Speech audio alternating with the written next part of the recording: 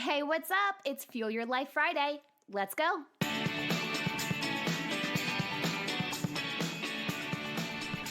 Hello, you beautiful souls. Happy Friday.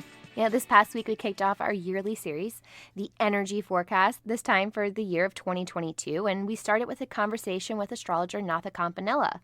And if you didn't catch that episode, I encourage you to go back and listen to it as Natha explains what happens when we have an eclipse, astrological-wise, and what the energies at play are for this next eclipse series.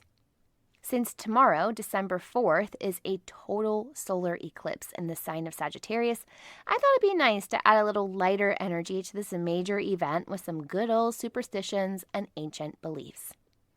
Now, ancient civilizations in various cultures all came up with their own reasons and explanations when it came to understanding why the sun temporarily vanished from the sky. A few beliefs that some of our ancient ancestors had really range from culture to culture. The ancient Greeks believed that a solar eclipse was a sign of angry gods and that it was the beginning of disasters and destruction.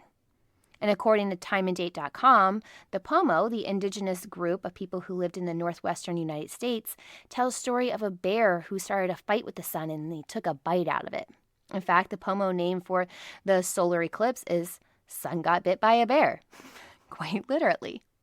And after taking a bite of the sun and resolving their conflict, the bear, as the story goes, then went on to meet the moon and take a bite out of the moon as well, which then causes the lunar eclipse. But speaking of taking a bite, in ancient China, the celestial dragon was thought to lunch on the sun, causing a solar eclipse. In fact, the Chinese word eclipse, che, means to eat. Some of the modern-day superstitions do come from ancient beliefs as well. In parts of India, people will fast during a solar eclipse as they believe any food cooked while an eclipse happens may be impure, tainted, or even poisonous. And in many cultures, young children and pregnant women are asked to stay indoors during a solar eclipse as it's seen to be harmful. While all of these beliefs and superstitions are very interesting, I'm unsure what I personally believe. I do tend to lie low on eclipses, not doing much because I found that usually I don't have the energy to do so, or that I experience ascension symptoms, which that's a topic for a whole different time.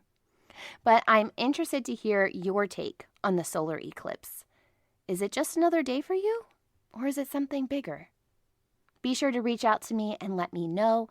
I'm everywhere on social media at MindsBizLife.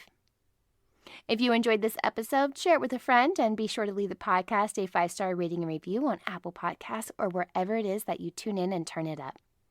I'm back on Wednesday for another life mastery conversation, but until then, remember, every level of life is an opportunity to grow.